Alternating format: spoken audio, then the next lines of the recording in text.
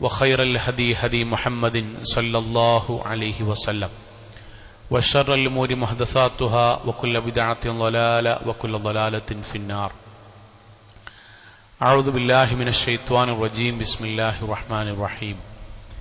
يا أيها الذين آمنوا اتقوا الله حق تقاته ولا تموتن إلا وأنتم مسلمون. സ്നേഹാദരണീയരായ സത്യവിശ്വാസികളെ, വിശ്വാസിനികളെ, ജീവിതത്തിൻ്റെ എല്ലാ മേഖലകളിലും റഹ്മാനായ അള്ളാഹുവിൻ്റെ വിധിവിലക്കുകൾ കഴിവിൻ്റെ പരമാവധി സൂക്ഷിച്ച് നല്ല ഭക്തരായി ജീവിക്കണം എന്നെന്നോടെന്ന പോലെ ഓരോരുത്തരോടും ഉണർത്തുകയാണ്, വസിയത്ത് ചെയ്യുകയാണ്. അള്ളാഹു നമ്മെ എല്ലാവരെയും അനുഗ്രഹിക്കുമാറാകട്ടെ. അള്ളാഹു സുബ്ഹാനഹു വ തആല ലോകത്തുള്ള മുഴുവൻ ജീവജാലങ്ങളെയും സൃഷ്ടിച്ചതിന് ശേഷം മനുഷ്യരെ കുറിച്ചു മാത്രമായി പറഞ്ഞൊരു വാക്കാണ് വലഖദ് കറംനാ ബനി ആദം. ഈ ജീവജാലങ്ങളുടെ കൂട്ടത്തിൽ മനുഷ്യരെ, ആദമിന്റെ മക്കളെ ഞാൻ പ്രത്യേകമായി ആദരിച്ചിട്ടുണ്ട്, ബഹുമാനിച്ചിട്ടുണ്ട്, ചില പ്രത്യേകമായ സവിശേഷതകൾ നൽകിയിട്ടുണ്ട്. മറ്റു ജീവജാലങ്ങൾക്കൊന്നും അള്ളാഹു നൽകാത്ത ചില സവിശേഷതകൾ മനുഷ്യർക്ക് അള്ളാഹു നൽകിയിട്ടുണ്ട്.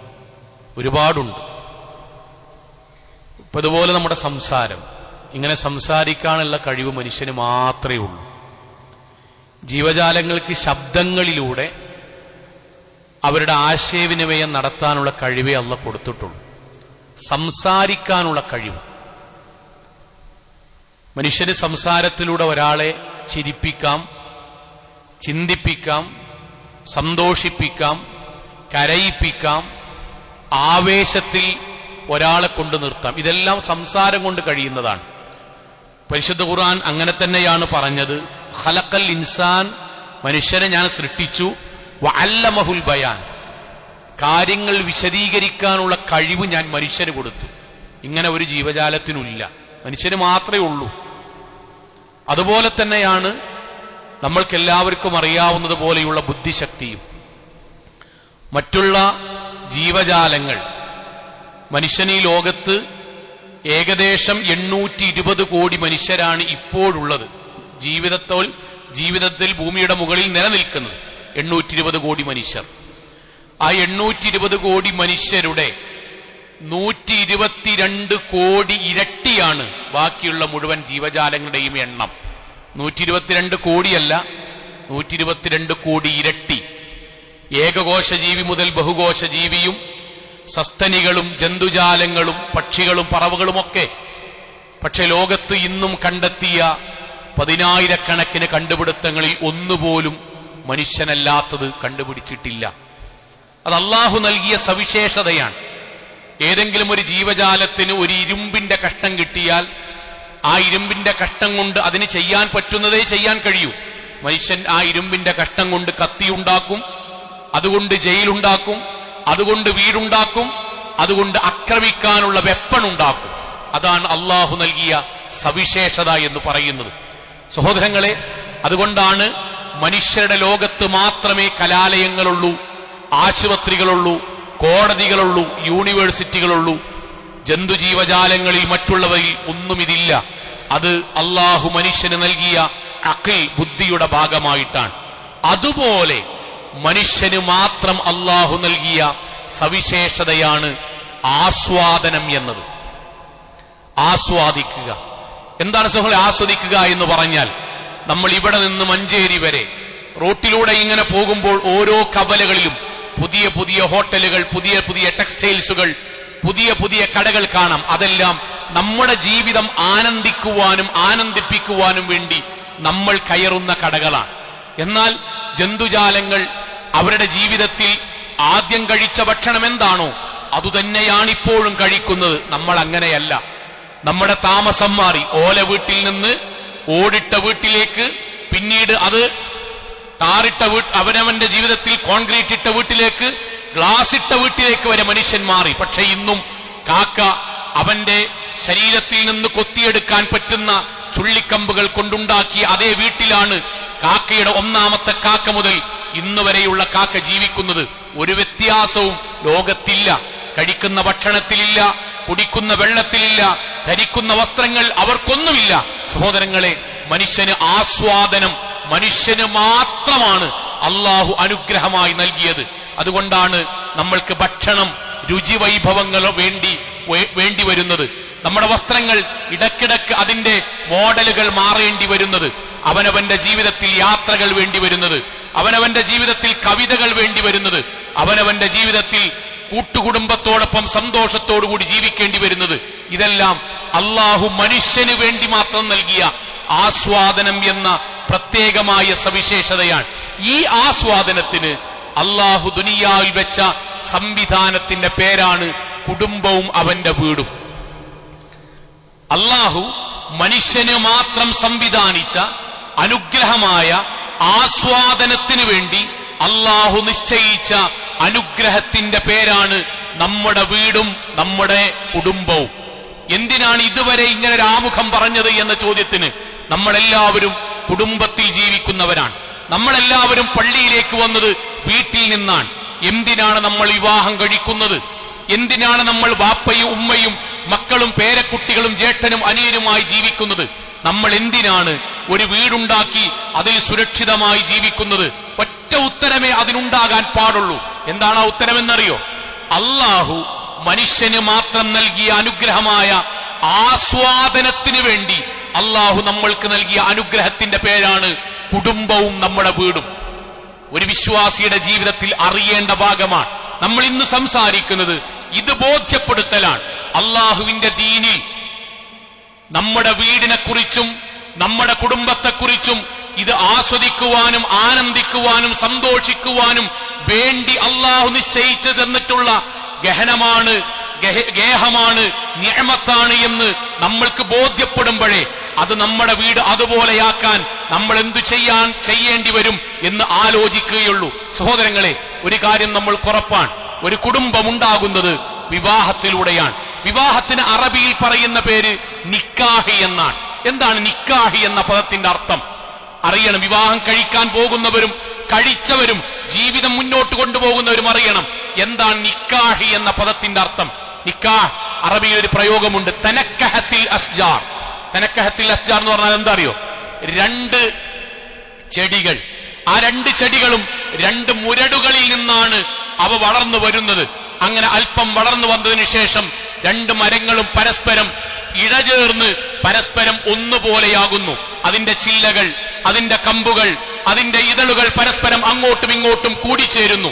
ഏതാനും വർഷങ്ങൾക്ക് ശേഷം പുറമെ നിന്ന് നോക്കുന്ന ഒരാൾക്ക് ഇതിലെ ചില്ലകൾ പരസ്പരം ഏതാണ് എന്ന് വേർതിരിച്ച് കാണാൻ കഴിയാത്ത വിധം അവകൾ ഇഴചേർന്ന് പുറമെ നിന്ന് നോക്കുന്ന ഒരാൾക്ക് ഒരു ആർച്ച് പോലെ, റാ പോലെ ആകുന്നതിനാണ് അറബിയിൽ തനക്കഹത്തിൽ അസ്ജാർ എന്ന് പറയുക. ആ പദമാണ് അള്ളാഹു പ്രവാചകനും വിവാഹത്തിന് വേണ്ടി ഇസ്ലാമിൽ നിശ്ചയിച്ചത്. നിക്കാഹ് എന്ന് പറഞ്ഞാൽ രണ്ടു നാട്ടിലെ, രണ്ട് കുടുംബത്തിലെ, രണ്ട് മാതാപിതാക്കളുടെ, രണ്ട് സ്വഭാവത്തിലുള്ള, രണ്ട് കാഴ്ചപ്പാടുള്ള, രണ്ട് സ്വപ്നങ്ങളുള്ള, രണ്ട് ഇഷ്ടങ്ങളുള്ള ആളുകൾ ഒരു ദിവസം അള്ളാഹുവിന്റെ അനുമതിയോടുകൂടി ഒരുമിച്ച് ചേർന്ന് ഒന്നായിത്തീരുന്ന, ഒരു കുടുംബത്തിലെ അംഗമാകുന്ന, പരസ്പര സ്വപ്നങ്ങൾ ഒന്നായി മാറുന്ന, പരസ്പര ഇഷ്ടങ്ങൾ ഒന്നായി മാറുന്ന അവർ ഒരു റൂമിൽ, ഒരു വീട്ടിൽ, ഒരു കട്ടിലിൽ, ഒരു ശരീരം പോലെ ജീവിക്കുന്ന മഹനീയമായ ഇബാദത്തിന്റെ പേരാണ് ഇസ്ലാമിലെ കല്യാണം, ഇസ്ലാമിലെ നിക്കാഹ്. അത് അനുഭവിക്കുന്നവന് അവർ താമസിക്കുന്ന വീട് ആനന്ദമുണ്ടാകും. അത് അനുഭവിക്കുന്നവന് ആ കുടുംബത്തിൽ ആസ്വാദനമുണ്ടാകും. എപ്പോൾ സഹോദരങ്ങളെ? ഞങ്ങൾ രണ്ടു നാട്ടുകാർ, രണ്ട് കുടുംബക്കാർ ഒന്നായി ചേരുന്ന മഹനീയമായ പ്രക്രിയയാണ് നിക്കാഹ് എന്ന് മനസ്സിലാക്കുന്നത് എപ്പോഴാണോ അപ്പോഴാണ് ഒരാൾ ഇസ്ലാമികമായ കല്യാണമായി മാറുക. ഖുർആൻ അങ്ങനെ തന്നെയാണ് പറയുന്നത്. നോക്കൂ നിങ്ങൾ, അതുകൊണ്ടാണ് ഫൻകിഹു മാ ത്വാബ ലക്കും മിനൻ നിസാ, പുരുഷന്മാരോട് പറയാൻ ഫൻകിഹു, ജീവിതം ആസ്വദിക്കണമെന്ന് ആഗ്രഹിക്കുന്നവരെ, ജീവിതത്തിൽ ആനന്ദം വേണമെന്ന് ആഗ്രഹിക്കുന്നവരെ, ജീവിതത്തിൽ ഇതുവരെ കിട്ടാത്ത അനുഭൂതിയും ആസ്വാദനങ്ങളും വേണമെന്ന് ആഗ്രഹിക്കുന്നവരെ, നിങ്ങൾ വിവാഹം കഴിക്കുവിൻ. അവിടെയാണ് നിങ്ങളുടെ സന്തോഷം, ആ താമസിക്കുന്നിടത്താണ് നിങ്ങളുടെ ആഹ്ലാദം, അവിടെയാണ് നിങ്ങളുടെ അനുഭൂതികൾ എന്ന് ഖുർആൻ നമ്മളോട് പറയാൻ. അത് നമ്മൾക്ക് മനസ്സിലാകണം. എന്തെന്നറിയോ? വീടെന്ന് പറയുന്നത് ആസ്വദിക്കാൻ അള്ളാഹ് നിശ്ചയിച്ചു തന്നതാണ്. കച്ചറുണ്ടാക്കിയിട്ട് പോകാനുള്ള സ്ഥലമല്ല, അലമ്പുണ്ടാക്കേണ്ട സ്ഥലമല്ല. എന്റെ ജീവിതത്തിന്റെ സമാധാനവും സന്തോഷവും അള്ളാഹു നിശ്ചയിച്ച സ്ഥലത്തിന്റെ പേരാണ് ഉസ്റത്ത്, കുടുംബം എന്നതും അവനവന്റെ വീടെന്നുള്ളതും. ഇത് മനസ്സിലാക്കാനാണ് വിവാഹത്തിന് അള്ളാഹ് വെച്ച നാമം പോലും നിക്കാഹ്. പരസ്പരം ഇഴചേർന്ന് ഒന്നായി തീരുന്നതിന്റെ പേരാണ് സഹോദരങ്ങളെ. അതുകൊണ്ടാണ് മറ്റേത് മതത്തിലും ദമ്പതിമാർക്ക് പറയുന്ന പേരെന്താണ്? മലയാളത്തിൽ ഭാര്യ ഭർത്താക്കന്മാർ എന്നാണ് എഴുതുക. വധൂവരന്മാർ, ഭാര്യ ഭർത്താക്കന്മാർ. ഭാര്യ എന്ന് പറഞ്ഞാൽ ഭരിക്കപ്പെടേണ്ടവളാണ്, ഭർത്താവ് എന്ന് പറഞ്ഞാൽ ഭരിക്കേണ്ടവനാണ്. ഇസ്ലാം ഈ രണ്ട് കാര്യത്തെയും നഖശികാന്തം എതിർത്തു. അങ്ങനെ സംസാരമേ ഇസ്ലാമിൽ ഇല്ല. ഇസ്ലാമിൽ അസ്വാജ് എന്നാണ്. അസ്വാജ് എന്ന് പറഞ്ഞാൽ ഇണയും തുണയും എന്നാണ്. എന്താ ഇണയും തുണയും എന്ന് പറഞ്ഞാൽ? ജീവിതത്തിൽ ഇണയും തുണയും എന്ന് പറഞ്ഞാൽ എന്താണ്? പരിശുദ്ധ ഖുർആൻ അങ്ങനെ തന്നെ പറഞ്ഞു. വല്ലാഹു ജഅല ലക്കും മിൻ അൻഫുസികും അസ്വാജ. അല്ലാഹു നിങ്ങളിൽ തന്നെ നിങ്ങൾക്ക് ഇണകളെ അല്ലാഹു നൽകി. വജഅല ലക്കും മിൻ അസ്വാജികും ബനീൻ. ആ ഇണകളിൽ നിന്നാണ് മക്കളെ നൽകിയത്. വഹഫദ, അതിൽ നിന്നാണ് പേരക്കുട്ടികളെയും നൽകിയത്. സോ എന്താ ഇണകൾ എന്ന് പറഞ്ഞാൽ അറിയോ? ഇണകൾ എന്ന് പറഞ്ഞാൽ അവരുടെ വ്യത്യസ്തമായ സ്വഭാവങ്ങളുള്ള ആളുകൾ. അവർ ഒരേ സ്വപ്നത്തിലേക്കും ഒരേ സന്തോഷത്തിലേക്കും ഒരുമിച്ചു ചേരുന്നതിന്റെ പേരാണ് ഇണയും തുണയും. ഒരു വിഷയം ഉണ്ടാകുമ്പം കൂടിയാലോചിക്കുന്ന വീടിന്റെ പേരാണ്, ആ കൂടിയാലോചിക്കുന്ന ദമ്പതിമാരുടെ പേരാണ് ഇണയും തുണയും. അവനവന്റെ സ്വഭാവ വൈകല്യങ്ങൾ പരസ്പരം ചർച്ച ചെയ്ത് അത് ഇല്ലാതെയാക്കി പരസ്പരം പൊരുത്തപ്പെട്ട് ജീവിക്കുന്നവരുടെ പേരാണ് അസ്വാജ്, ഇണയും തുണയുമെന്ന്. ഖുർആനിന്റെ ഒരു മനോഹരമായ പ്രയോഗമുണ്ട്. എന്താ പ്രയോഗം എന്നറിയോ? ഖബറിൽ നിന്ന് എഴുന്നേറ്റ് വരുന്നതിനെ കുറിച്ച്, അന്ത്യനാൾ സംഭവിച്ചിട്ട് ഖബറിൽ നിന്ന് എഴുന്നേറ്റ് വരുന്നതിനെ കുറിച്ച് ഇതേ ഒരു പ്രയോഗം നടത്തി ഖുർആൻ. ഫഇദൻ നുഫൂസു സുബ്ബിജത്. ഫഇദൻ നുഫൂസു സുബ്ബിജത്. സൗജ്, അസ്വാജ്. ഇവിടെ ഖബറിൽ നിന്ന് എഴുന്നേൽക്കുന്നവരെ കുറിച്ച് അല്ലാഹു പറയാൻ ഫഇദൻ നുഫൂസു സുബ്ബിജത്. അവരുടെ ആത്മാവും ശരീരവും ഒന്നായി ചേരുന്ന സമയം. അതാണ് ഭാര്യ ഭർത്താക്കന്മാർ. ഇസ്ലാമിൽ ഇണയും തുണയുമാണ്. ഞാൻ സാധാരണ ഖുതുബകളിൽ പറയാറുണ്ട്. എന്റെ ഒരു ജ്യേഷ്ഠ സഹോദരൻ, അദ്ദേഹത്തെ ഞാൻ സ്ഥിരമായി കാണാറുണ്ടായിരുന്നു. കടകളിലൂടെ സാധനങ്ങൾ വിൽപ്പന നടത്തുന്നയാൾ. പക്ഷേ കുറച്ചു കാലമായി അദ്ദേഹത്തെ കണ്ടില്ല. യാദൃശ്ചികമായി പിന്നീട് 1-2 വർഷങ്ങൾക്ക് ശേഷം അദ്ദേഹത്തെ കണ്ടപ്പോൾ ഞാൻ അദ്ദേഹത്തോട് ചോദിച്ചു, നിങ്ങളെ സ്ഥിരമായി കാണാറുണ്ടായിരുന്നല്ലോ, ഇപ്പോഴെന്തേ കാണാത്തത്? അദ്ദേഹം പറഞ്ഞത്, എന്റെ ഭാര്യക്ക് ശാരീരികമായി ഇമ്മ്യൂണിറ്റി പവർ കുറയുന്നൊരു അസുഖം വന്നു. അതുകൊണ്ട് ഡോക്ടർ പറഞ്ഞു വീട്ടിൽ നിന്ന് പുറത്തിറങ്ങുമ്പോൾ അസുഖം വർദ്ധിക്കും. കല്യാണത്തിന് പോയാൽ അവിടെ ആർക്കെങ്കിലും പനിയുണ്ടെങ്കിൽ പിറ്റേ ദിവസം എന്റെ ഭാര്യക്കും പനി വരും. വാഹനത്തിൽ യാത്ര ചെയ്യുമ്പോൾ ആരെങ്കിലും ബസ്സിൽ നിന്ന് 2 ആളുകൾ തുമ്മിയാൽ മതി, പിറ്റേ ദിവസം എന്റെ ഭാര്യക്കും ജലദോഷം വരും. അതുകൊണ്ട് ട്രീറ്റ്മെന്റിന്റെ ഭാഗമായി 3 വർഷത്തോളം വീട്ടിൽ നിന്ന് പുറത്തിറങ്ങാത്ത വിധം പരമാവധി ശ്രദ്ധിക്കണം. അതുകൊണ്ട് ഞാൻ എന്റെ ജോലി വീട്ടിലേക്ക് മാറ്റി. സ്വാഭാവികമായി കടകളിലൂടെ ജോലി ചെയ്യുന്ന അദ്ദേഹത്തോട് ഒരു മനുഷ്യനെന്ന നിലയ്ക്ക് ഞാൻ ചോദിച്ചു, അല്ല അപ്പൊ നിങ്ങളുടെ വരുമാനമോ? മൗലവി, വരുമാനം 3-1 കുറയും, ഉറപ്പല്ലേ? പിന്നെ എങ്ങനെ? ആ ചോദ്യത്തിന് അദ്ദേഹം പുഞ്ചിരിച്ചുകൊണ്ടാണ് മറുപടി പറഞ്ഞത്. മൗലവി, 10-14 കൊല്ലം എന്നെയും എന്റെ ഉമ്മയെയും എന്റെ വാപ്പയെയും എന്റെ 3 മക്കളെയും നോക്കിയത് അവളല്ലേ? വീട്ടിൽ നിന്ന് ഞാൻ ഇറങ്ങുമ്പോഴേക്കും എന്റെ ഡ്രസ്സ് മാത്രം ഇസ്തിരിട്ടാ പോരാ, 3 കുട്ടികളെയും യൂണിഫോം ഇസ്തിരിടണം. എനിക്ക് മാത്രം ഭക്ഷണം ഉണ്ടാക്കിയ പോരാ, 3 കുട്ടികൾക്കും സ്നാക്സ് വേറെ ഉണ്ടാക്കണം, ഉച്ചക്ക് ഭക്ഷണം വേറെ ഉണ്ടാക്കണം, വാപ്പാന്റെ മരുന്ന് പാത്രത്തിലാക്കി എടുത്തു വെക്കണം, ഉമ്മാന്റെ കാലുമ്മ കുഴമ്പിട്ടൊഴിഞ്ഞു കൊടുക്കണം, ഉമ്മാക്കും ബാപ്പാക്കും ഉപ്പിടാത്തതും മുളക് പറ്റാത്തതുമായ ഭക്ഷണം വേറെ ഉണ്ടാക്കണം. 14 കൊല്ലം എന്റെ വീട്ടിലെ മുഴുവൻ കാര്യങ്ങളും നോക്കി അവൾക്ക് അസുഖം വരുമ്പം ഞാൻ എന്റെ കാര്യം നോക്കി പോകുകയാണെങ്കിൽ ഞാൻ എന്ത് മുസ്ലിമാണ്? ആ പേരാണ് കൂട്ടരെ സൗജ്. ആ പേരാ സൗജ്. അല്ലാതെ പള്ളി മിമ്പർമെന്നോ പള്ളിക്കെന്നോ ഓഡിറ്റോറിയത്തുനിന്നോ എല്ലാരും കൂട്ടത്തിന് കല്യാണം നടത്തിയിട്ട് കുടുംബജീവൻ നടത്തിയിട്ട് എവിടെ ഖുർആൻ പറഞ്ഞ സമാധാനം കിട്ടണില്ല എന്ന് ചോദിക്കേണ്ട ഉത്തരാണിത്. അള്ള പറഞ്ഞ വാക്കെന്താ അറിയോ? നിങ്ങൾ ഇണകളാണ് ആകേണ്ടത്.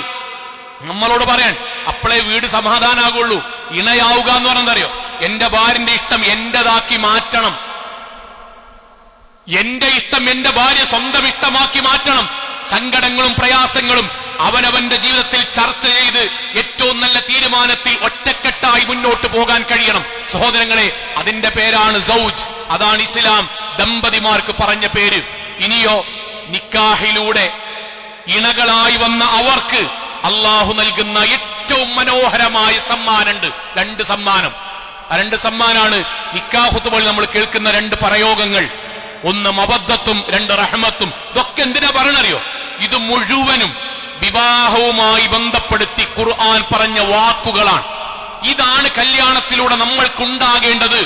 ഇന്നും 2000-3000 സ്ക്വയർ ഫീറ്റിൽ 1500 സ്ക്വയർ ഫീറ്റിൽ വീട് വെക്കുന്നവന്റെ, മുസ്ലിമിന്റെ വീട്ടിൽ ഈ പറഞ്ഞതാണ് ഉണ്ടാകേണ്ടത്. അതിനാണല്ലോ ഖുർആൻ പറഞ്ഞത്. രണ്ട് സമ്മാനങ്ങളാണ് കല്യാണം കഴിക്കുന്നവർക്ക് അല്ലാഹു കൊടുക്കുന്നു പറഞ്ഞത്. അതിൽ അത്ഭുതമുണ്ട്. എന്താ അറിയോ? ലോകത്തെ ഏറ്റവും വലിയ ബന്ധാണ് മക്കളും മാതാപിതാക്കളും നമ്മളെ ബന്ധം. പക്ഷെ ആ മക്കളും മാതാപിതാക്കളും സംസാരത്തിൽ പോലും ബാപ്പാനിമ്മാനി ഇടങ്ങേറാക്കിയാൽ കുറ്റുണ്ട് എന്ന് പറഞ്ഞ ബന്ധാണ് മാതാപിതാക്കളും മക്കളും നമ്മളെ ബന്ധം. പക്ഷെ ആ ബന്ധത്തിൽ പോലും അല്ലാഹു കൊടുക്കുന്നു പറയാത്തതാണ് ദമ്പതിമാർക്ക് അല്ലാഹു കൊടുക്കുന്നു പറഞ്ഞ ഇണകൾക്ക്. അതാണ് മവദ്ദത്തും റഹ്മത്തും. മവദ്ദത്തും റഹ്മത്തും ഉമ്മയുടെയും മക്കളുടെയും ഇടയിൽ അല്ലാഹു തരുന്നു പറഞ്ഞിട്ടില്ല. ബാപ്പാന്റെയും പെൺകുട്ടിന്റെ ഇടയിൽ അല്ലാഹു കൊടുക്കുന്നു പറഞ്ഞിട്ടില്ല. ജേട്ടന്റെ അനിയന്റെ ഇടയിൽ കൊടുക്കുന്നു പറഞ്ഞിട്ടില്ല. ഫ്രണ്ട്സിന്റെ ഇടയിൽ കൊടുക്കുന്നു പറഞ്ഞിട്ടില്ല. അത് ഇസ്ലാമികമായി വിവാഹം കഴിച്ച ദമ്പതിമാർക്കിടയിൽ അല്ലാഹു കൊടുക്കണാണ്. എന്താ മവദ്ദത്ത് എന്ന് പറഞ്ഞാൽ എന്താ രസങ്ങളെ? ആധുനിക സൈക്കോളജി പഠിപ്പിക്കുന്ന പുതിയ ക്ലാസുകളിൽ കാണാം, ദമ്പതിമാർ ഫ്രണ്ട്സ് ആണ് ആകേണ്ടത്. 100% ശരിയല്ല, കുറച്ചേ ശരിയുള്ളൂ. പക്ഷെ ഖുർആൻ പറഞ്ഞ വാക്ക് പാലിക്കണം. മവദ്ദത്ത് എന്ന് പറഞ്ഞാൽ 3 കാര്യങ്ങൾ ഉണ്ടാകണം. ഒന്ന് മഹബ്ബത്തുൻ, അവർക്കിടയിൽ ഇഷ്ടമുണ്ടാകണം. വ ഉൽഫത്തുൻ, നമുക്ക് കുട്ടികളോട് കാണിക്കുന്ന ഒരു അലിവില്ലേ, ആ അലിവ് അങ്ങോട്ടും ഉണ്ടാകണം. മൂന്നാമത്തെ സ്വദാഖത്തുൻ, ഫ്രണ്ട്ഷിപ്പും ഉണ്ടാകണം. ഇതാണ് മവദ്ദത്ത് എന്നതിന്റെ അർത്ഥം. അല്ലാഹു പറയാൻ, ഞാൻ അവർക്കിടയിൽ ഉണ്ടാക്കും.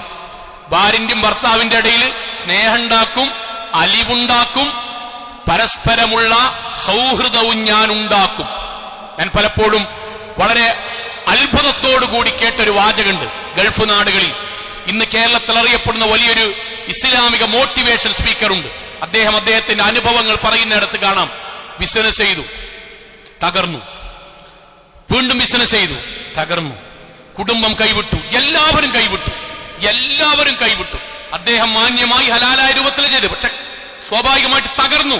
സമ്പത്തുണ്ടായിരുന്നു. അദ്ദേഹം പറഞ്ഞ വാക്കെന്താ അറിയൂ? രാത്രി ഞാൻ തഹജ്ജുദ് നമസ്കരിക്കാൻ വേണ്ടി എഴുന്നേൽക്കും. എന്റെ ഭാര്യ സാധാരണ ഇശാക്ക് ശേഷം 3 റക്അത്ത് നിസ്കരിച്ചിട്ടാണ് കിടക്കാറുള്ളത്. പക്ഷെ ഞാൻ അലാറം വെച്ച് രാത്രി എഴുന്നേൽക്കുന്നുണ്ട് എന്നറിഞ്ഞിട്ട് അവൾ എന്റെ കൂടെ അലാറം വെച്ച് എഴുന്നേറ്റു. എന്നിട്ട് എന്നോട് നിസ്കാരം കഴിഞ്ഞിട്ട് നിസ്കരിക്കുമ്പോൾ ജമാഅത്തായി നിസ്കരിക്കട്ടോ രാത്രി നിസ്കാരം എന്ന് പറഞ്ഞു. ഞങ്ങൾ 3 റക്അത്ത് ഒന്നിച്ച് നിസ്കരിക്കും. കഴിഞ്ഞിട്ട് എന്നോട് എന്റെ കൈ പിടിച്ചിട്ട് എന്റെ ഭാര്യ പറഞ്ഞു, കാക്ക, നിങ്ങൾ അള്ളാഹ്ക്ക് ഇഷ്ടപ്പെട്ട കച്ചവടം നടത്തുന്നത് എനിക്കറിയാം.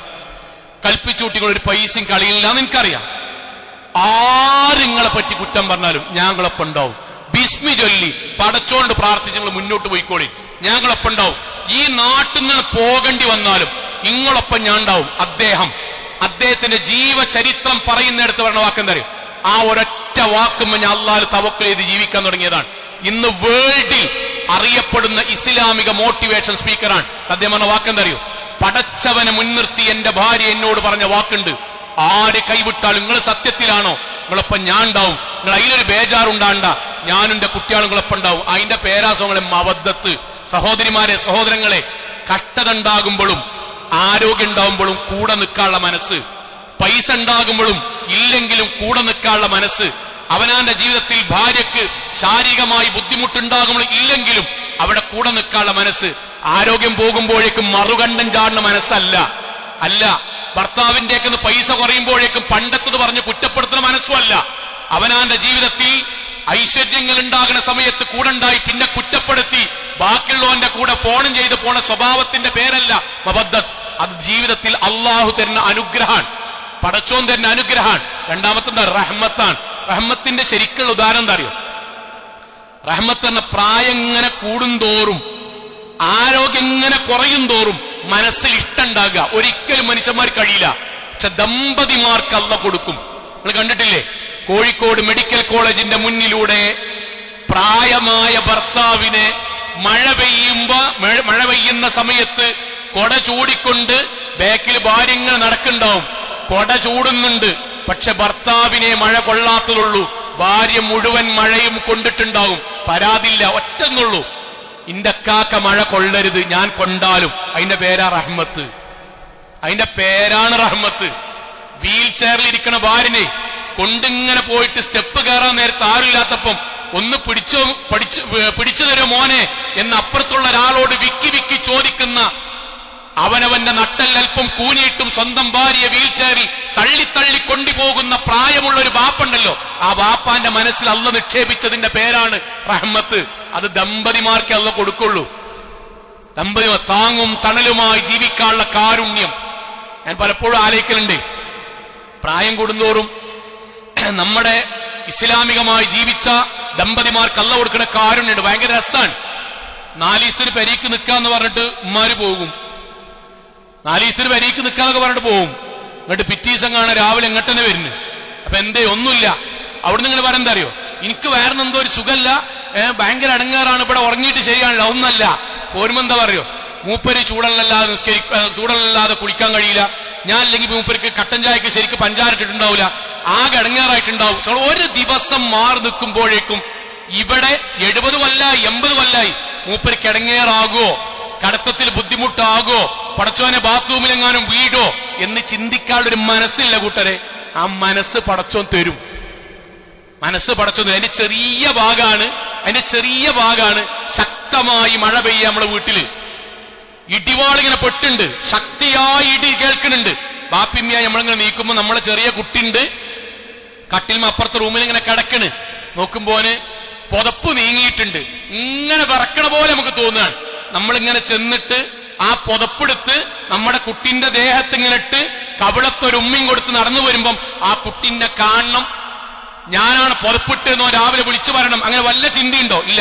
പക്ഷെ പടച്ചോൻ എന്റെ കുട്ടിക്ക് ഇടങ്ങേറുണ്ടാകല്ലേ നാഥ, ഓന് തണുത്ത് പറക്കല്ലേ നാഥ എന്ന് നമ്മുടെ മനസ്സുകൊണ്ട് തോന്നി ആ പുതപ്പിട്ട് കൊടുക്കുന്നതിന്റെ പേരാണ്, അതിന്റെ ഏറ്റവും വലിയ മൂർധന്യാവസ്ഥയുടെ പേരാണ് റഹ്മത്ത്.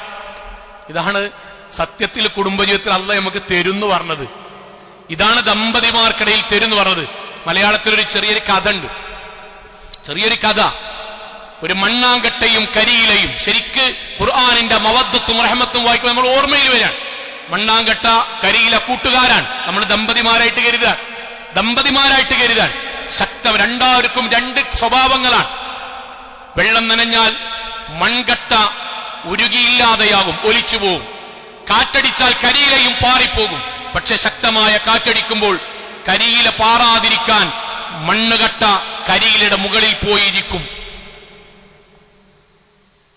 ഇലയുടെ മുകളിൽ മണ്ണാങ്കട്ട പോയിരിക്കുന്നത് കൊണ്ട് തന്നെ കാറ്റടിച്ചാൽ ഇല പാറാതെ കാത്തു സൂക്ഷിക്കും.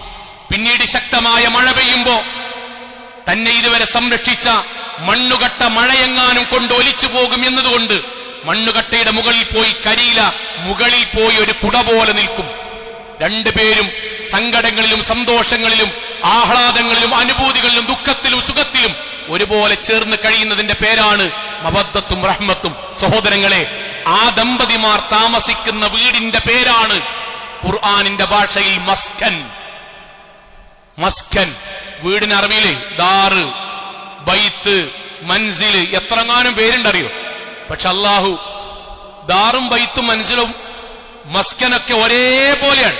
കോൺക്രീറ്റിന്റെ ബിൽഡിംഗ് ആകും, ഓടിന്റെ ബിൽഡിംഗ് ആകും, ഇഷ്ടിക ഉണ്ടാവും, ഒക്കെ ഉണ്ടാവും. പക്ഷെ അള്ള പറയട്ടോ, ബൈത്ത്, ദാറ്, മൻസിൽ ആ പേരല്ല ദമ്പതിമാർ താമസിക്കുന്നതിന് അള്ള കൊടുത്തത് മസ്കൻ. മസ്കൻ എന്നാണെന്ന് അറിയോ? സമാധാനത്തിന്റെ ഉത്ഭവ കേന്ദ്രം. കാരണം അതിൽ ദമ്പതിമാരാണ്, ഇണയും തുണയുമാണ് താമസിക്കുന്നത്.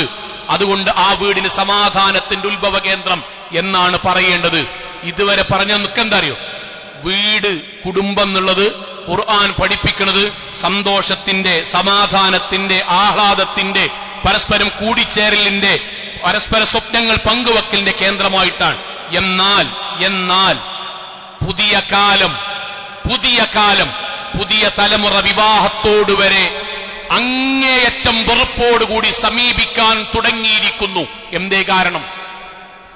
വീടിന്റെ ഗേറ്റ് സെറ്റപ്പാണ്, പൂമുഖം സെറ്റപ്പാണ്, എല്ലാ റൂമുകളിലും AC-യും അതിന് കരണ്ട് ബില്ലാകാതിരിക്കാൻ സോളാറും വെച്ചിട്ടുണ്ട്.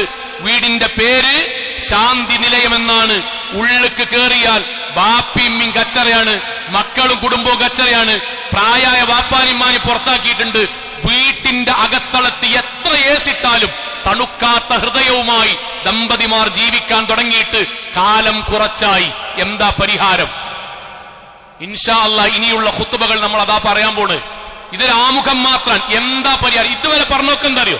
ഇതാണ് ഇസ്ലാം പറഞ്ഞ കുടുംബം. അത് നമുക്ക് കിട്ടുണ്ടോ? ആലേക്ക് കിട്ടുണ്ടോ? ഭർത്താവിനെ 30 കഷ്ണാക്കിയിട്ട് പ്ലാസ്റ്റിക് സഞ്ചിയിൽ കവറുകളിലാക്കി സെപ്റ്റി ടാങ്കിൽ ഇട്ട് മൂടിയത് മുസ്ലിമീങ്ങളാണ്. മുസ്ലിമായ ഭാര്യയാണ്. മുസ്ലിമായ ഭാര്യ ഇതേപോലെ പള്ളിക്കന്ന് നിക്കാഹ് കഴിച്ചിട്ട് മൗലവി 10-15 എത്തിയിട്ടില്ലെങ്കിൽ മൗലവിനെ കുറ്റം പറഞ്ഞ നിക്കാഹ് വഹിക്കാരതും അവിടെ ഇതൊക്കെ ഉണ്ടാവും. മഹറിന്റെ വണ്ണവും ഗൾഫിൽ നിന്ന് കൊണ്ടുവന്ന പൊന്നോണ്ട് തന്നെ ഉണ്ടാക്കിയാൽ മതി, തറവാടിന് മോശം ഉണ്ടാകാൻ പറ്റില്ല എന്ന് പറഞ്ഞ് നടത്തിയ കല്യാണമാണത്. 30 കഷ്ണാക്കി. 30 കഷ്ണം സ്വന്തം ഭാര്യനും മക്കളും വിഷം കൊടുത്ത് കൊന്നിട്ടത് ആത്മഹത്യയാക്കാൻ വേണ്ടി ഉദ്യോഗസ്ഥന്മാർക്ക് കൈകൂലി കൊടുത്ത് അവനവന്റെ കേസിൽ പൊട്ടിയ നാടാണ് നമ്മളെ നാട്. ഒക്കെ മുസ്ലിമീങ്ങളാണ്. ഞാൻ പൊതുവൽക്കരിക്കല്ലോ, മുസ്ലിമീങ്ങൾ ഉണ്ട്. വാചകം തിരിച്ചെടുക്കുന്നു, മുസ്ലിമീങ്ങൾ ഉണ്ട്. എന്തുകൊണ്ടാ സംഭവിക്കണ കൂട്ടരെ? കല്യാണം ശരിയാകാത്തോണ്ടാ? ഭക്ഷണം നൽകാത്തോണ്ടാ? അല്ല, തിരിച്ചാലോചിക്കേണ്ടിയിരിക്കുന്നു. പുതിയ തലമുറക്ക് മടുപ്പ് വന്നിരിക്കുന്നു. അവർ കാണുന്നതറിയോ? കഴിഞ്ഞ ആഴ്ചയാണ് സ്ത്രീധനത്തിന്റെ പേരിൽ കൊന്നു, നാവിക്കിട്ട് ചവിട്ടി ആത്മഹത്യ ചെയ്തു. ഉമ്മാനോട് കെഞ്ചിയിട്ടും തിരിച്ചു കൊണ്ടുവരാൻ കഴിയാതെ ഒരു പെൺകുട്ടി ആത്മഹത്യ ചെയ്തു. ആത്മഹത്യ തെറ്റാണ്, പക്ഷെ ആത്മഹത്യയെക്കാളും വലിയ തെറ്റാണ് ആ വീട്ടിൽ നടത്തിയ ക്രൂരപീഡനം. മുസ്ലിമീങ്ങളെ വീട്ടിലാണ്. എന്തുകൊണ്ടാ സംഭവിക്കുന്നത്? ഒരു മഹല്ലത്തോൽ അങ്ങോട്ടും ഇങ്ങോട്ടും കല്യാണം ഉണ്ടാക്കുക, സന്തോഷത്തിന് കല്യാണം ഉണ്ടാക്കണ്. കല്യാണം ഉണ്ടാക്കി 2 കൊല്ലം കൊണ്ട് തെറ്റി, പിന്നെ മഹല്ലൊന്നും ഉണ്ടൂല. ചങ്ങായിമാര് അത്രയും കൊല്ലം ഇവിടുന്ന് ടൂർ പോയവരാണ്. പഠിപ്പ് മുതൽ കോളേജ് മുതൽ ജോലി മുതൽ എല്ലാ സ്ഥലത്തും ചങ്ങായിമാരാണ്. ഓലോല ആൺകുട്ടിനും പെൺകുട്ടിയും കെട്ടിച്ചന്ന് തുടങ്ങിയതാ പ്രശ്നം. 2 കൊല്ലം കൊണ്ട് ഓല് തെറ്റി. കുടുംബക്കാര് ഏതായാലും ഞങ്ങട്ടും ഇങ്ങോട്ടും കെട്ടിക്കാൻ നിൽക്കണ്ട, നമ്മളെ കുടുംബം തന്നെ ആയിക്കോട്ടെ, കെട്ടി 2 കൊല്ലം കൊണ്ട് കുടുംബവും തെറ്റി. സോ അപ്പൊ കുടുംബജീവിതം എന്ന് പറഞ്ഞാൽ എന്താണ്?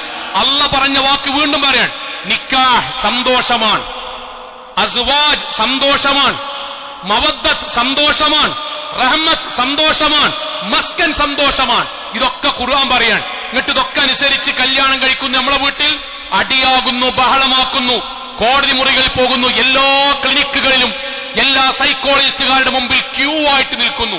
പരിഹാരം എന്താ സോങ്ങളെ? ആലോചിക്കണ്ടേ? ചിന്തിക്കണ്ടേ?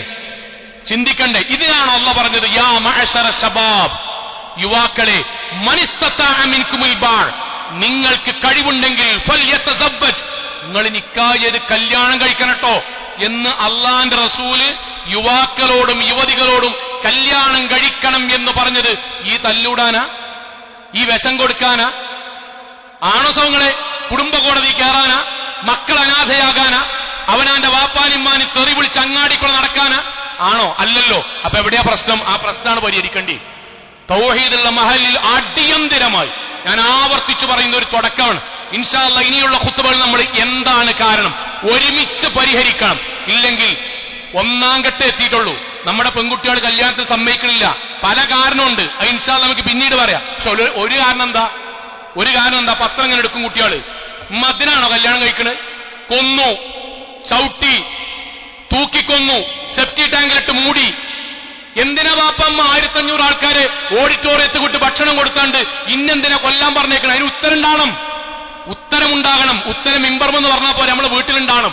സഹോദരങ്ങളെ, അതിന് അള്ളാഹുവിന്റെ ദീൻ പഠിപ്പിച്ച ഒരു സാഹോദര്യമുണ്ട്, ഒരു കുടുംബജീവിതമുണ്ട്. ആ കുടുംബജീവിതത്തിലേക്ക് നമ്മൾ തിരിച്ചു വരണം. അള്ളാഹു അനുഗ്രഹിക്കുമാറാകട്ടെ.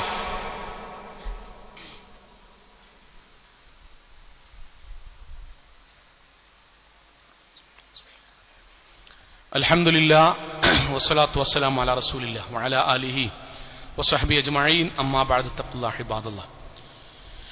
ഒരിക്കൽ കൂടി അള്ളാഹുവിനെ സൂക്ഷിച്ച് ജീവിക്കണം എന്ന് എന്നോടെന്ന പോലെ ഓരോരുത്തരോടും ഉണർത്തുകയാണ്, വസിയത്ത് ചെയ്യുകയാണ്. സഹോദരങ്ങളെ, നമ്മൾ വളരെ ഗൗരവത്തിൽ ആലോചിക്കേണ്ട കാര്യങ്ങളെക്കുറിച്ചാണ് ഇൻഷാ അല്ലാഹ് നമ്മൾ ഇന്ന് സംസാരിക്കണം. പരിശുദ്ധ ഖുർആനിലെ ഞാൻ ഇത്രയും പറഞ്ഞൊരു കാര്യമില്ലേ, ആ കാര്യത്തെ ഏറ്റവും മനോഹരമായി അള്ളാഹ് പറഞ്ഞൊരു വാചകം ഞാൻ പറയട്ടോ. എന്താണ് ദമ്പതിമാർ എന്നുള്ളത്? നോമ്പില്ലേ, റമദാനിലെ നോമ്പിന് നബി ക്ലാസ് എടുക്കുകയാണ്. മനസ്സിൽ ഇങ്ങനെ കരുതണം കേട്ടോ. മദീന പള്ളി നബി ക്ലാസ് എടുക്കുകയാണ്. നോമ്പിൽ നിങ്ങൾക്ക് പാടില്ലാത്തത് പറഞ്ഞിട്ട് നബി ഇങ്ങനെ ക്ലാസ് എടുക്കുകയാണ്. അപ്പൊ അങ്ങനെ ഭക്ഷണം കഴിക്കാൻ പാടില്ല, ഈ ശാരീരിക ബന്ധം പാടില്ല, കരുതി കൂട്ടി ഛർദ്ദി, ഇങ്ങനെ നമുക്ക് അറിയണമല്ലോ, ഇങ്ങനെ പറയണം. അപ്പൊ അവിടുന്ന് സഹാബാക്കളിൽ ചിലർ ചോദിച്ചു, നബിയെ, രാത്രി ശാരീരിക ബന്ധം പാടുണ്ടോ? നമ്മളെ ചോദ്യം വളരെ ഭക്തിയിൽ കേൾക്കാനുണ്ടോ. രാത്രി ശാരീരിക ബന്ധം പാടുണ്ടോ? ആ ചോദ്യത്തിന് ആരാ മറുപടി പറഞ്ഞറിയോ? അല്ലാഹ്. ആ ചോദ്യത്തിന് മറുപടി ആരാ പറഞ്ഞറിയോ? അല്ലാഹ്. എന്താ അള്ളാന്റെ ചോദ്യം അറിയോ? എങ്ങനെ കൂട്ടരെ നിങ്ങൾക്ക് ഇങ്ങനെ ചോദിക്കാൻ തോന്നുന്നു, രാത്രി പാടുണ്ടോന്ന്? കേട്ടോ, അള്ളാഹ് അവിടെ പറഞ്ഞ വാക്കാണ്, ഹുന്ന ലിബാസുല്ലക്കും അൻതുൽ ലിബാസുല്ലഹുന്ന. അല്ല ചങ്ങന്മാരെ, നിങ്ങൾ അവരുടെയും അവർ നിങ്ങളുടെയും വസ്ത്രല്ലേ? നിങ്ങളോട് 30 ദിവസം ശാരീരിക ബന്ധത്തിൽ ഏർപ്പെടാതെ മുഴുവനായി നിൽക്കാൻ അള്ളയായി ഞാൻ പറയേ, നിങ്ങൾ തമ്മിലുള്ള ബന്ധം ബാക്കി ഒരാൾക്ക് പറഞ്ഞാൽ മനസ്സിലാകാത്ത വിധം ഇഴചേർന്ന് നിൽക്കുന്ന ബന്ധമല്ലേ? ഈ ബന്ധത്തെയാണ് ഈ അങ്ങാടിയിലിട്ട് അടിക്കണത്. അറിയങ്ങൾക്ക് ഈ ബന്ധത്തെയാണ് മദ്യം പറഞ്ഞിട്ട് തീരാത്തത്. ഈ ബന്ധത്തെയാണ് നിസ്സാരമായി അവിടുന്ന് കണ്ടുകെട്ടി, ഇവിടുന്ന് കണ്ടുകെട്ടി. ഞാൻ യുവാക്കൾ ഇൻഷാള്ള വിഷയം പറയാം. ഇത്ര ബന്ധം അള്ളാന്റെ വാക്കെന്തറിയോ? എങ്ങനെ കൂട്ടരെ ഞാനത് നിങ്ങളോട് പറയാ? നിങ്ങൾക്ക് എങ്ങനെ കഴിയും? അങ്ങനെ ഒരു മനുഷ്യൻ ജീവിക്കാൻ കഴിയോ? അങ്ങനെ ഒരു നിയമം മതത്തിൽ ഉണ്ടാവുമോ? അള്ളാഹ് അഹുന്ന ലിബാസുല്ലക്കും അൻതുൽ ലിബാസുല്ലഹുന്ന. നിങ്ങൾ വസ്ത്രമല്ലേ? എന്താ വസ്ത്രമല്ലേ എന്ന് പറഞ്ഞാൽ എന്താ? വസ്ത്രമല്ലേ എന്ന് പറഞ്ഞാൽ എന്റെ ഭാര്യ എനിക്ക് വസ്ത്രം എന്ന് പറഞ്ഞാൽ വസ്ത്രം എനിക്ക് ഭംഗിയാണ്. എന്റെ ഭാര്യയും ഞാനുമുള്ള ജീവിതവും എനിക്ക് ഭംഗിയാണ്. വസ്ത്രം എന്റെ നഗ്നത മറക്കുന്നതാണ്, ന്യൂനത മറക്കുന്നതാണ്. എന്റെ ഭാര്യ തിരിച്ചുട്ടോ, എന്റെ ഭാര്യയ്ക്ക് ഞാനും നമ്മുടെ ഭാര്യയ്ക്ക് നമ്മളും അവരുടെ ന്യൂനതയും അവരുടെ നഗ്നതയും മറക്കുന്ന വസ്ത്രമാണ് ഭർത്താവ്, തിരിച്ചു ഭാര്യയും അഥവാ ഇണയും തുണയും. അതോടൊപ്പം നമ്മുടെ വസ്ത്രം നമ്മൾക്ക് സുരക്ഷിതത്വമാണ്. എന്റെ ഇണയുടെ കൂടെ ഞാനാകുമ്പോൾ എനിക്ക് ബാക്കിയുള്ള ഒരു വിഷയമല്ല. അവൾ എന്റെ കൂടെ ഉണ്ടോ, എനിക്ക് അൽഹംദുലില്ലാ സമാധാനം. ഇക്കാക്കെന്റെ കൂടെ ഉണ്ടോ, അൽഹംദുലില്ലാ സമാധാനം. ഇതാണ് അള്ളാഹ് പറഞ്ഞ കുടുംബജീവിതം. ഇവിടുന്ന് മാറിയിട്ട് സോങ്ങളെ ആളുകൾക്ക് കല്യാണം എന്ന് പറഞ്ഞ പേടിയാണ്. സത്യസന്ധമായി പറയാൻ കല്യാണം എന്നാണ് പറഞ്ഞ പേടിയായി. അതിന് കാരണം ചുറ്റുഭാഗത്ത് നടക്കുന്ന മുഴുവൻ കാര്യങ്ങളും നിക്കാഹ് ഖുത്ബല്ലാത്ത ബാക്കിയൊക്കെ ഉൽക്ക സമാധാനമാണ്. ഇവിടുന്ന് ഒരു മാറ്റം ഉണ്ടാകണം. നമ്മളെ മഹല്ലിൽ മാറ്റം ഉണ്ടാകണം. അതിന് നമ്മളാണോ മാറേണ്ടത്? നമ്മൾ മാറണം. അല്ലെങ്കിൽ നമ്മളെ വീട് മാറില്ല. ആവർത്തിക്കുന്നു, ആദ്യം പറഞ്ഞ പോയിന്റിലേക്ക് വരാണ്. മറ്റു ജീവജാലങ്ങൾക്കില്ലാത്ത ആസ്വദിക്കുക എന്ന മനുഷ്യന് മാത്രം കൊടുത്ത സവിശേഷതയ്ക്ക് അള്ളാഹ് നൽകിയ സമ്മാനമാണ് കുടുംബം. ആസ്വദിക്കാനാ കുടുംബം. എന്റെ ഭാര്യ എനിക്ക് ശാരീരികമായും മാനസികമായും സൗഹാർദ്ദപരമായും എന്റെ ജീവിതത്തിൽ സംസാരിച്ചുകൊണ്ടും ഭക്ഷണം കഴിച്ചുകൊണ്ടും കൂടെ ജീവിച്ചിട്ടും ആസ്വദിക്കാനാണ് എന്റെ ഇണ. എന്റെ ഭാര്യയ്ക്ക്, നമ്മളെ മലയാള ഭാഷയിൽ ഭാര്യ പറയണമെങ്കിൽ എന്റെ ഭാര്യയ്ക്ക് ഇണക്ക് ഞാൻ എന്നുള്ളത് ഇതുപോലെയാകണം. അതിനാണല്ല കുടുംബവും വീടും വെച്ചിരിക്കുന്നത്. അതുകൊണ്ടാണ് ആ വീടിന് മസ്കൻ എന്ന് പറഞ്ഞത്. അതുകൊണ്ടാണ് നമ്മൾ അസ്വാജ് എന്ന് പറഞ്ഞത്. അതുകൊണ്ടാണ് നമ്മുടെ വിവാഹത്തിന് നിക്കാഹ് എന്ന് പറഞ്ഞത്. അതുകൊണ്ടാണ് നമ്മൾക്കിടയിൽ മാത്രം അള്ളാഹു മബദ്ദത്തും റഹ്മത്തും തരുന്നു പറഞ്ഞത്. അതിലേക്ക് നമ്മൾ ഇൻഷാ അല്ലാഹ് എന്തൊക്കെ ചെയ്യണമെന്നാണ് ഖുത്ബയിൽ ഞാൻ ഖുത്ബ കേൾക്കുന്ന മുഴുവൻ ആൾക്കാരോടും. നമ്മുടെ ഖുത്ബ ഇതുമായി ബന്ധപ്പെട്ടതായതുകൊണ്ട് എല്ലാവരും കുടുംബസമേതം വരും. എല്ലാവരും വരുന്നുണ്ട്. എന്നാലും ഒരു കാര്യം, പുതുതായി വിവാഹം കഴിഞ്ഞവരും ഒരു 22, 23 ആ പ്രായത്തിലുള്ള കല്യാണം കഴിക്കാൻ പ്രായമുള്ള നമ്മുടെ മക്കളാകാം, കല്യാണം കഴിഞ്ഞ നമ്മുടെ മരുമക്കളാകാം, മരുമകന്മാരാകാം, അവരെയും പരമാവധി ഇൻഷാ അല്ലാഹ് ഖുത്ബകളിലേക്ക് എത്തിക്കാൻ ശ്രമിക്കണം. അല്ലാത്തവർക്ക് അയച്ചെങ്കിലും കൊടുക്കണം എന്ന് ഇൻഷാ അല്ലാഹ് സൂചിപ്പിക്കുകയാണ്. അള്ളാഹു അനുഗ്രഹിക്കുമാറാകട്ടെ. നമ്മുടെ ജീവിതത്തിൽ വന്നുപോയ അബദ്ധങ്ങളും പോരായ്മകളും റഹ്മാനായ നാഥ നീ ഞങ്ങൾക്ക് വിട്ടുപുറത്ത് മാപ്പാക്കി തരണമേ റഹ്മാനെ. അള്ളാഹുവെ, കത്തിയാൾ നരകത്തിൽ നിന്നും കഠിനമായ ശിക്ഷയിൽ നിന്നും അതിശക്തമായ പരലോകത്തിൽ വിചാരണയിൽ നിന്നും നാഥ നീ ഞങ്ങളെല്ലാവരെയും കാത്തുരക്ഷിക്കണമേ റഹ്മാനെ. അള്ളാഹുവെ, അംബിയാ മുർസലീങ്ങളുടെ കൂടെ സ്വർഗത്തിൽ ഒരുമിച്ച് ചേരാൻ നാഥാ നീ ഞങ്ങൾക്ക് എല്ലാവർക്കും തൗഫീഖ് നൽകണമേ റഹ്മാനെ. അള്ളാഹു ഞങ്ങളുടെ കുടുംബജീവിതത്തിൽ സമാധാനവും സന്തോഷവും അനുഗ്രഹങ്ങളും നൽകി നീ ഞങ്ങൾക്ക് ഈ ദുനിയാവിലും പരലോകത്തും സൗഭാഗ്യങ്ങൾ നൽകി അനുഗ്രഹിക്കണമേ റഹ്മാനെ. അള്ളാഹു ഞങ്ങളുടെ മാതാപിതാക്കൾക്ക് നീ സ്വർഗം നൽകി അനുഗ്രഹിക്കണമേ റഹ്മാനെ. അള്ളാഹു ഞങ്ങളുടെ കുടുംബജീവിതത്തിൽ സമാധാനം നൽകി നീ അനുഗ്രഹിക്കണമേ റഹ്മാനെ. അള്ളാഹു ഈ ലോകത്തിന്റെ വ്യത്യസ്ത ഭാഗങ്ങളിൽ കഷ്ടതകൾ അനുഭവിക്കുന്ന സാധുക്കൾക്ക് സമാധാനവും സമാശ്വാസവും നൽകി നീ അനുഗ്രഹിക്കണമേ റഹ്മാനെ. അള്ളാഹുവെ ഗൾഫ് നാടുകളിൽ വിദേശ രാജ്യങ്ങളിൽ ജോലി ചെയ്യുന്ന ഞങ്ങളുടെ ബന്ധുമിത്രാദികൾക്ക് നാഥ സമാധാനവും സന്തോഷവും നൽകി നീ അനുഗ്രഹിക്കണമേ റഹ്മാനെ. അള്ളാഹു ഞങ്ങളുടെ വരുമാനങ്ങളിൽ ഹലാലായ വർധനവും ബർക്കത്തും നൽകി നീ അനുഗ്രഹിക്കണമേ റഹ്മാനെ. അള്ളാഹു ഞങ്ങൾക്കിടയിൽ ശാരീരികമായും സാമ്പത്തികമായും വൈവാഹികപരമായും കടം കൊണ്ടും രോഗം കൊണ്ടുമൊക്കെ പ്രയാസപ്പെടുന്ന ആളുകളുണ്ട് നാഥ. ജോലിയില്ലാത്തതിന്റെ പേരിൽ ബുദ്ധിമുട്ടുന്ന ആളുകളുടെ നാഥ. എല്ലാവരുടെയും പ്രയാസങ്ങൾ നീ ദൂരീകരിക്കണമേ റഹ്മാനെ. അള്ളാഹുവേ അംബിയാ മുർസലീങ്ങളുടെ കുടുംബത്തിന്റെ കൂടെ ഞങ്ങളുടെ കുടുംബത്തെയും നീ ജന്നാത്തിൽ ഫിർദൗസിൽ ഒരുമിച്ച് കൂട്ടണമേ റഹ്മാനെ. അല്ലാഹുമ്മ ഗഫിർ മിനൽ മുഅ്മിനാത്ത് വൽ മുസ്ലിമീന വൽ മുസ്ലിമാത്ത് അൽ അഹ്യാ മിൻഹും വൽ അംവാത്ത് ഇന്നക മുജീബു ദഅവാതി യാ ഖാദിയൽ ഹജാത്ത്. അല്ലാഹുമ്മ അജർനാ മിനൻ നാർ اللهم أجرنا من النار اللهم أجرنا من النار ربنا آتنا في الدنيا حسنة وفي الآخرة حسنة وقنا عذاب النار آمين آمين آمين برحمتك يا أرحم الراحمين.